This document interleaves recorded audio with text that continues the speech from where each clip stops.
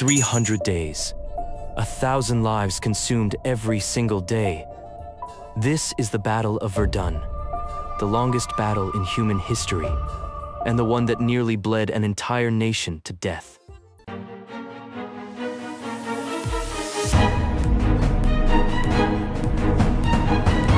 February 21st, 1916, 5:40 in the morning. 1,000 German artillery pieces opened fire simultaneously on French positions around the ancient fortress city of Verdun. The ground itself begins to tremble. Over 1 million shells rained down in the first 24 hours alone. Entire French villages simply cease to exist. The ground itself is rearranged into a lunar hellscape of craters, each one a grave. But why Verdun? This small city in eastern France held no real strategic value, no major factories, no critical supply routes. What Verdun had was something far more powerful. It was sacred. Verdun was the last French city to resist the Prussian invasion in 1792. It was the spiritual anchor of French military pride, a symbol of defiance. To lose Verdun would mean losing the soul of France. And one man understood this perfectly. German Chief of Staff Erich von Falkenhayn. He didn't want to capture Verdun. He wanted to destroy France through it. His plan was called Operation Gericht, meaning judgment. The logic was chilling in its simplicity. Attack a place the French will defend at all costs, then use superior German artillery to grind their reinforcements into nothing. Falkenhayn wrote to the Kaiser, "The French army will bleed to death at Verdun, whether they hold the position or not." He was betting that France would throw every soldier it had into the meat grinder. And he was right. The German buildup was staggering.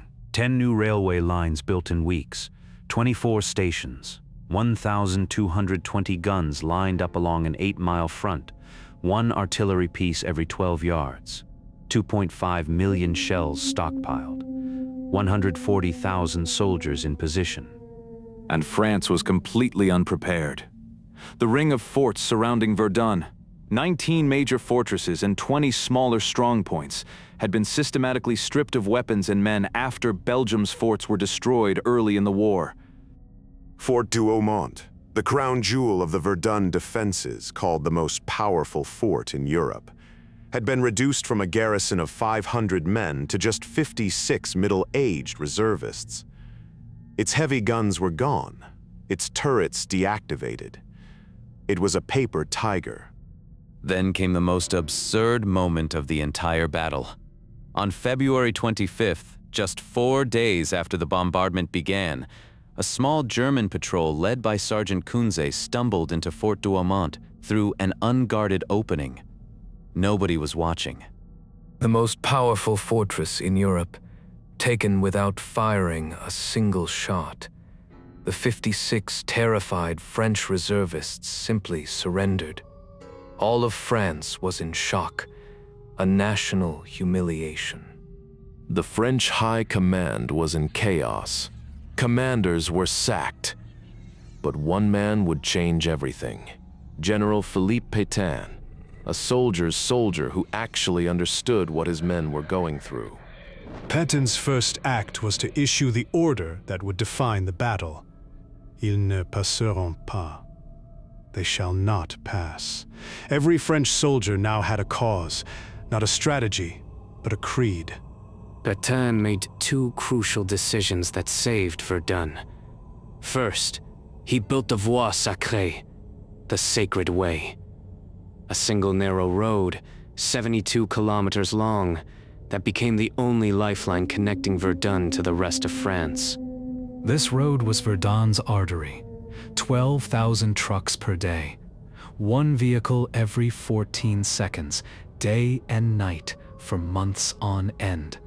It was a revolutionary use of motorized transport, the first major military logistics operation run on trucks. If the Voie Sacrée stopped, Verdun would fall within hours. Pétain's second decision was the rotation system. No unit stayed at Verdun longer than a few days before being rotated out. This meant 70% of the entire French army fought at Verdun at some point, sharing the burden, sharing the horror so no single unit was destroyed completely. But what was it actually like at Verdun? One French soldier wrote, "When it rained, the trench filled up like a canal. We shoveled until our arms were numb. Sleep came only in short bursts, and even then, the shells never stopped." Another wrote, "You will soon understand that these dirty and low material things, a dry piece of bread, a drink of water, a moment without shells, are much more important to you than all the superior spirit of combat." In June, the Germans deployed a new horror. Phosgene gas, codenamed Green Cross. French gas masks couldn't fully filter it. Soldiers suffocated in their own trenches, their lungs filling with fluid, drowning on dry land. Then came the Trench of Bayonets. On June 11th, a massive German bombardment buried an entire company of the 137th French Infantry alive in their trench. Only their rifle bayonets remained visible above the earth, still pointing toward the enemy. That image, bayonets emerging from a mass grave, became the most powerful symbol of Verdun. Soldiers buried standing up, still holding the line. It still sends chills down your spine a century later. By June, the Germans shifted their attack to Fort Vaux, a smaller fort but one held by a garrison that refused to surrender. For 5 days and nights, the French defenders fought from corridor to corridor inside the fort itself. The Germans used flamethrowers to flush the defenders out of the galleries. French soldiers choked and burned in their own fortress, but the defenders held, even as they ran out of their most critical supply. Water. They had none. The defenders of Fort Vaux drank from puddles, licked condensation from concrete walls, and even drank the blood of their wounded comrades. After 5 days without water, Major Raynal surrendered on June 7th. He'd held out longer than anyone thought possible. The German Crown Prince, commanding the Fifth Army, was so impressed by Raynal's courage that he returned his sword, a rare act of chivalry in a battle defined by its complete absence of mercy. By summer, Verdun had become exactly what Falkenhayn intended, a meat grinder. But there was a problem. The meat grinder was devouring German soldiers too. The Germans were bleeding just as fast as the French. Falkenhayn's own army was being consumed by the very strategy he created. Falkenhayn's plan had backfired spectacularly. He wanted to bleed France white, but Germany was hemorrhaging just as badly. By August, Falkenhayn was dismissed, replaced by the legendary duo of Hindenburg and Ludendorff, who immediately wanted out of Verdun. But getting out of a meat grinder is harder than getting in. The battle dragged on through the summer and into autumn, each side too committed to stop.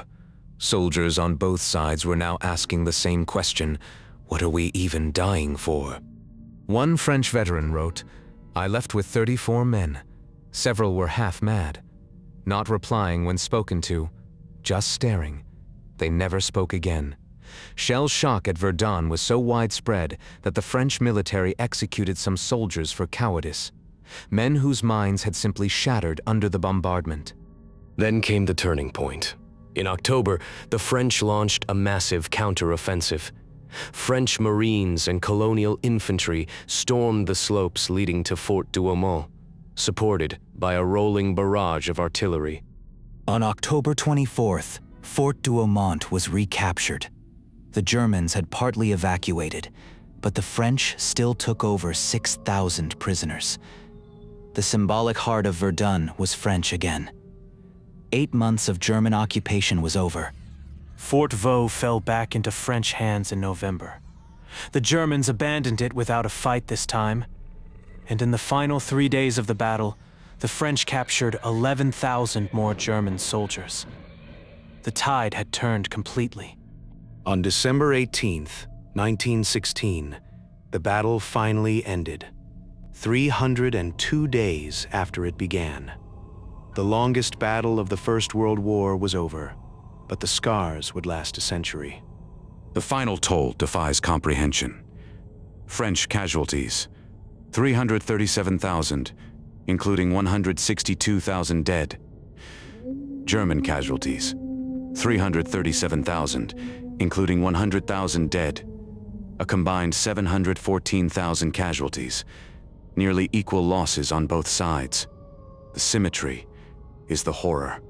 Falkenhayn's plan to bleed France white had instead bled both nations equally.